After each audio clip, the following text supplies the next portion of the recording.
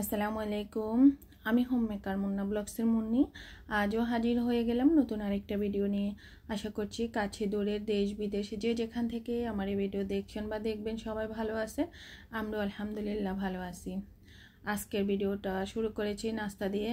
তো ব্রেড ছিল বাসায়, তো ব্রেডগুলোকে টোস্ট করব। তার জন্য আমি 2টা ডিম নিয়েছি, সাথে পাউডার মিল্ক দিয়েছি, তারপর হচ্ছে গিয়ে চিনি লবণ দিয়ে ভালোভাবে ভিট করে নিয়েছি। নেওয়ার পরে আমি ব্রেডগুলো ডুবিয়ে ডুবিয়ে ভেজে নেব।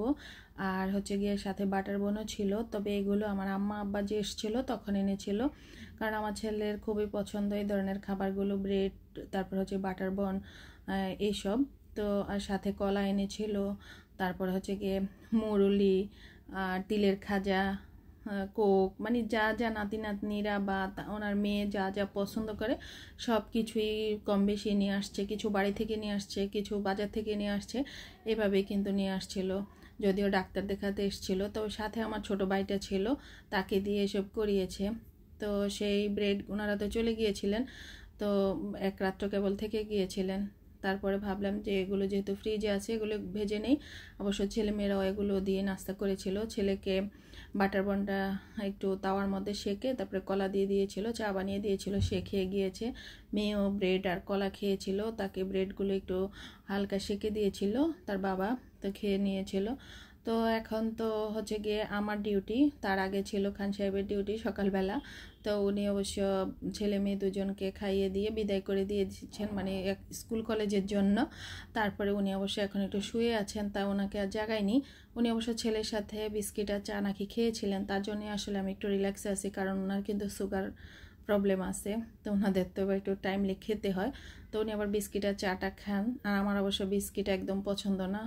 জানি না সালমা আপু আমার ভিডিওটা দেখলে রাগ করবে, কারণ সালমা আপু নাকি বিস্কিট খুবই পছন্দ। তো আমার ছেলেও কিন্তু বিস্কিট খুব পছন্দ করে খায়।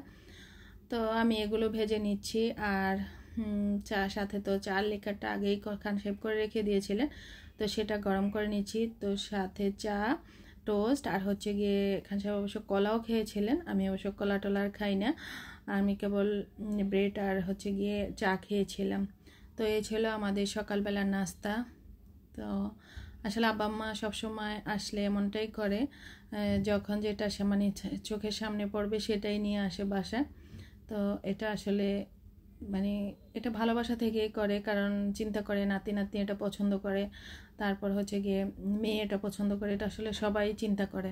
ও সাথে আবার আমাদের জন্য আচারও নিয়ে আসছিল বাড়ি থেকে, চালতার আচার বানিয়ে রেখেছিল, সেখান থেকে নিয়ে আসছে। তো আমার ছেলে তো ওই দিন ওর মামাকে বলেছিল, মানুষ কেন বাসায় একজনের বাসায় আরেকজন গেলে মিষ্টি নিয়ে আসে, কলা কেন নিয়ে আসে না। এখন ভাববেন যে আমাদের বাড়ি থেকে যেই আসুক না কেন কলা কিন্তু থাকবেই হাতে। যেমন আম্মাও নিয়ে আসছিল, আমার ভাইও নিয়ে আসছে, মানে এটা কলা থাকবেই বাসায়, মানে ওনারা আসার সময়, কারণ একবার তো বলেছে তার জন্য মানে কলা আনবেই। আমার ছেলের আবার কলা খুবই পছন্দ, যদিও সে খাওয়ার সাথে সাথে হাঁচি কাশি শুরু হয়ে যায়, ওর একটু অ্যালার্জি প্রবলেম আছে, কিন্তু তার কাছে ভালো লাগে, সেও সেটা মানে না, আমরা বকাঝকা করলেও সে খেয়ে নেয়। তো যাই হোক, এই যে আমাদের সকালে নাস্তাটা হয়ে যাচ্ছে, তারপরে হচ্ছে গিয়ে আবার চলে আসলাম রান্নাঘরে। সেখানে তো আসতেই হবে, এটাই হচ্ছে একজন গৃহিণীর সব আসল কর্মস্থল। এখানে না আসলে পুরো সংসারের মানুষগুলোই অভুক্ত থাকতে হয়, তার জন্য। আর এই যে জলপাইগুলো, এগুলো আমি ভাপিয়ে রেখে দিয়েছিলাম ফ্রিজে, তো শেয়ার করা আসলে আর হয় না। যেদিন আব্বা আম্মা আসছিল সেদিন তো আসলে কোনো কিছুই পরবর্তীতে আর ভিডিও করি নাই। এগুলো আমি যে বাড়িতে গাছ লাগিয়েছিলাম জলপাই গাছ, সেই গাছের জলপাই এই কয়টাই হয়েছিল, তো সেগুলো নিয়ে আসছে। উনি আবার বাড়িতে গিয়েছিলেন, নারকেল জলপাই এসব নিয়ে আসছিল। তো জলপাইগুলো আমি ভাপিয়ে রেখে দিয়েছিলাম, কারণ জলপাইগুলো দেখলাম যে একটু নরম হয়ে যাচ্ছিলো, মানে পেকে গিয়েছিল, তার জন্য। তো পরে যখন এখন দেখলাম যে ফ্রি আসি, ভাপিয়ে অবশ্য আমি ফ্রিজে রেখে দিয়েছিলাম।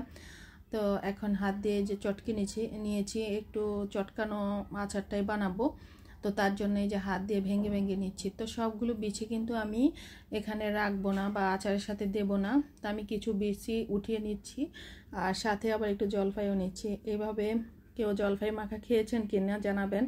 তবে এই জিনিসটা আমি আমার শাশুড়ির কাছ থেকে শিখেছি। উনি কিন্তু আমরা যখন এই বিছিগুলো ফেলে দিতাম, তো উনি বলতো যে এটা কেন ফেলে দিচ্ছ, এটার সাথেও তো কিছুটা লেগে থাকে। তো তার জন্য উনি আবার লবণ মরিচ দিয়ে আবার সাথে একটু জলপাই দিত, দিয়ে আমাদেরকে মেখে খাওয়াতো।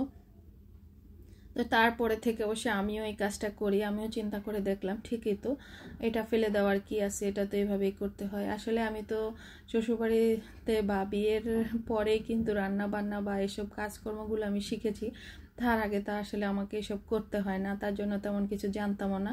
তো যখন যেই কাজটা আমার ভালো লাগতো সেটাকে আমি আসলে আঁকড়ে ধরে রেখেছি, সেটা অক্ষরে অক্ষরে পালনও করি। তো এই অংশটা হচ্ছে গিয়ে আমার মেয়ের পড়াশোনার সময়ের অংশ।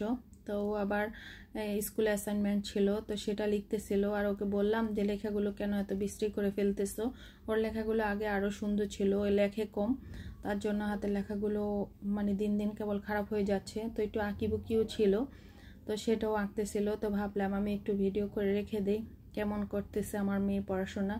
তো আসলে এই আঁকিবুকি নিজ থেকেই করে নিচ্ছে, ওকে অবশ্য আমি কোনো প্রাতিষ্ঠানিক শিক্ষা দেইনি যে ও নিজে নিজে যা পারে এঁকে দিচ্ছে বা এঁকে নিচ্ছে আর কি। তো ভালোই আমি মনে করি প্রাতিষ্ঠানিক শিক্ষা ছাড়া যেভাবে আঁকিবুকি করে নিচ্ছে আমার মনে হচ্ছে ভালোই হচ্ছে। তো এদিকে আবার স্কুলে তো এবার গ্রুপিং শুরু হচ্ছে এখন বছরের শেষে, কারণ এর আগে তো গ্রুপ ছিল না। তো ও কোন সাবজেক্ট নিবে বা কোন গ্রুপে যাবে তার জন্য আবার আমাকে বলতেছিল লিখে দেওয়ার জন্য, তো আমি আবার একটু লিখে দিলাম। তো বলতেছে সায়েন্সেই যাবে, আর আমিও সায়েন্সেই দিয়েছি, কারণ আমিও কিন্তু সায়েন্স স্টুডেন্টই ছিলাম, আমার ছেলেও কিন্তু সায়েন্সেই পড়ে। তো ওর আসলে পড়ালেখা ছেলের তুলনায় অত বেশি ভালো না, কিন্তু ব্রেন আছে, কিন্তু সে কাজে লাগাচ্ছে না, পড়তে বসে কম, এটাই হচ্ছে সমস্যা। তো এই যে তার জবাবফুল আঁকা হয়ে গেল, আর সেটা আবার আমি আপনাদের সাথে একটু শেয়ারও করে নিলাম। আসলে এসবই থাকবে আমার স্মৃতিস্বরূপ, আমার বাচ্চাদের কি কি কাজ করতেছে বা আমি কি কি কাজ করতেছি আসলে স্মৃতি করে রাখার জন্যই কিন্তু এইসব ভিডিও করে পোস্ট করা আর কি। তারপরে এটা হচ্ছে গিয়ে তারপরের দিনের অংশ। তো রান্না করে তো রান্না চলতেছে, আর আমি আবার এইদিকে চালতা কেটে নিচ্ছিলাম। এই চালতাগুলো ভাবতেছিলাম আমি ফ্রোজেন করব, কারণ আমার কাছে চালতার টক বা চালতা দিয়ে মাছ দিয়ে রান্না করলে, বড় মাছের মাথা টাথা দিয়ে বা মাছ দিয়ে রান্না করলে খুবই ভালো লাগে খেতে। এটা আমার ভাইরাও খুব পছন্দ করে, আমার মা এইভাবে রান্না করতো, তো তার জন্য অবশ্যই আমাদেরও এটা একটা পছন্দ। তো করতে গিয়ে আমি পরে চিন্তা করলাম, আচ্ছা এইভাবে যদি আচার দেওয়া যায় তাহলে কেমন হয়। আচার তো ওইভাবে অন্যভাবে কাটি, সেভাবে কাটতে গেলে হাতে একটু কেটে কুটে যায়, তো ভাবলাম এভাবেই করে নিই। তো তার জন্য আমি একটা চালতা আর আরেকটা চালতা 3 কোষ আর কি, একটা চালতা তো 5টা পার্ট থাকে, তো 2টা পার্ট আমি কিন্তু আগেই রান্না করে নিয়েছিলাম ইলিশ মাছের মাথা দিয়ে। তো 3টা পার্ট থেকে গিয়েছিল, সেই 3টা পার্ট আর একটা আস্ত চালতা আমি এবার কেটে নিয়েছি, মানে দেখার জন্য আর কি, এক্সপেরিমেন্ট, তো যে কীভাবে আচারটা এভাবে করলে কেমন হয়। তো তার জন্য এই যে কেটে আমি আবার ধুয়ে স্ট্যান্ডে রেখে দেবো পানি ঝরানোর জন্য। আর এদিকে জলপাই তো অর্ধেকটা খেয়েই ফেলেছি ফ্রিজে রেখে রেখে, তো বাকি অর্ধেকটা যেটা থেকে গিয়েছিল লবণ মরিচ মানে চিনি দিয়ে মেখে মেখে কিন্তু খাওয়া হয়ে গিয়েছিল, তো বাকিটা ভাবলাম এটা আচার দিয়ে নেব। তো তার জন্য আমি আবার পাঁচফোড়ন রেডি করে নিচ্ছি, কারণ এই পাঁচফোড়ন বলতে আমি আলাদা আলাদা মশলাই সব সময় কিনে ঘরে রাখি, তো আমি সব যা যা লাগবে বা পাঁচফোড়ন করতে যা যা লাগে সব আমি একসাথে করে নিয়েছি। আর এদিকে আমি দুপুরের রান্নাটাও কিন্তু করতেছিলাম এইসব কাজের ফাঁকে ফাঁকে। তো মাছ ভেজে নিয়েছি, মাছগুলো অনেক আগে বাড়ি থেকে আম্মা দিয়েছিল, ফ্রিজে এক ফাঁকে থেকে গিয়েছে, আসলে লক্ষ্য করি নাই। তো একদম লবণ মরিচ হলুদ ভালোভাবে মেখে আমি অনেকক্ষণ রেখে দিয়েছিলাম, তারপরে ভেজে নিয়েছি, মুসমুছে ভেজে নিয়েছি, আর ডাল রান্না করে নিয়েছি। আর এটা হচ্ছে সেই চালতার টক, একটু থেকে গিয়েছে, এটা দিয়ে অবশ্য আমি দুপুরবেলা খেয়েছিলাম। তো মাছটা তো ভেজেছি, উপরে দিয়ে কেবল একটু পেঁয়াজ আর কাঁচামরিচটাকে একটু লবণ দিয়ে ভালোভাবে ভেজে উপর দিয়ে দিয়েছি। এইভাবে খেতে বিশ্বাস করেন এত ভালো লেগেছে, একদম সিম্পল খাবার, কিন্তু অনেকগুলো ভাত খাওয়া গেছে মানে তরকারিটা দিয়ে বা এই দিন। তারপর হচ্ছে গিয়ে ডালে ফোড়ন দিয়ে নেব। তো ডাল তো আমি কেবল লবণ আর রসুন পেস্ট দিয়ে সেদ্ধ করে নিয়েছি, তো এবার আমি ফোড়ন দেব। আর ফোড়নের মধ্যে আমি সবসময় হলুদটা দেই, আমার কাছে মনে হয় কি হলুদটা ফোড়নের মধ্যে দিলেই কালারটা সুন্দর আসে। আমার আম্মাও কিন্তু এই কাজটা করতো, আর আমার আম্মার হাতের ডালটা কিন্তু খেতে খুবই ভালো হয়। তবে আমার বাচ্চারা দেখতেছি আমার হাতের ডালটাও কিন্তু খুব পছন্দ করে খায়। আসল কথা হচ্ছে ডালে যত বেশি করে মানে সেদ্ধ করা হবে যে ডালটাকে, তত বেশি খেতে ভালোই লাগে। তো কিছু মায়ের, কিছু শাশুড়ির বা কিছু ওনার শাশুড়ির রান্না তেমন আমি খাই না, কিন্তু উনি কীভাবে কি করতেন বলতেন সেটা শুনতাম। তো তার জন্য আসলে ওইভাবেই করে নিচ্ছি। যখন রান্না করা শিখতেছিলাম বা রান্না করতেছিলাম উনি বলতে এটা এভাবে রান্না করিও, তো ওইভাবে আসলে করতে করতেই আসলে হয়ে গিয়েছে। তারপরে কোথাও গেলে তো নতুন নতুন কোনো খাবার খেতাম, তো যার রান্নাটা ভালো লাগতো সেই রান্নাটা আবার ফলো করতাম। এইভাবে আসলে কাজগুলো শিখে গিয়েছি। এদিকে দেখেন মাছ ভাজতে গিয়ে চুলার কি অবস্থা, তো এবার চুলাটাও মুছে নেব। আর আমি তার পরবর্তীতে অবশ্য আচার রেডি করেছিলাম, তো সেই অংশটুকু আর আসলে আর এই ভিডিওতে দেখাতে পারছি না, কারণ ভিডিওটা অনেকটাই বড় হয়ে যাবে। এমনিতে 11 মিনিট 37 সেকেন্ড হয়ে গিয়েছে। অনেকে হয়তো বা ধৈর্য সহকারে এতটুকু দেখবে না, তবে অনেকেই দেখেন, তাদের কথা আমি একদমই বলছি না। তো আশা করছি যারা নতুন বন্ধু হচ্ছেন বা আমি যাদের ভিডিও দেখতেছি, আপনারা ভেবে নেবেন যে আপনাদের ভিডিওটা যেহেতু আমি পরপর দেখতেছি, তার মানে আপনাকে আমি বন্ধু করে নিয়েছি বা আপনার চ্যানেলটাকে আমি সাবস্ক্রাইব করে নিয়েছি। দেখেন কথা কেমন যেন জড়িয়ে যাচ্ছে। যাই হোক, এসব ভয়েস দিতে গেলে এমনটাই হয়ে থাকে, কি আর করা।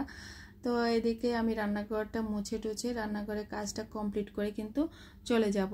তো আশা করছি বুঝতে পারতেছেন। আর আমি কমিউনিটিতে এই জন্য একটা পোস্টও দিয়েছি আজকে, যে দেখেছেন তো দেখেছেন, আর যে না দেখেছেন দয়া করে কমিউনিটির পোস্টটা একটু দেখে নেবেন আর সেখানে কমেন্টস করে নিয়ে যাবেন। যারা নতুন বন্ধু হয়েছেন কিন্তু আমি এখনও আপনাদের চ্যানেলে ঢুকতে পারি না বা যাচ্ছি না, তারা আমাকে একটু স্মরণ করিয়ে দেবেন দয়া করে। তো আর এই যে আমাদের সিম্পল খাবারগুলো আপনাদেরকে আরেকবার একটু দেখিয়ে দিচ্ছি। তো সবাই ভালো থাকবেন। দেখতে দেখতে কিন্তু আমি ভিডিওর একদম শেষ পর্যায়ে চলে আসছি। সুস্থ থাকবেন, নিরাপদে থাকবেন, আমাদের জন্য দোয়া করবেন। আল্লাহ হাফেজ, আসসালামু আলাইকুম।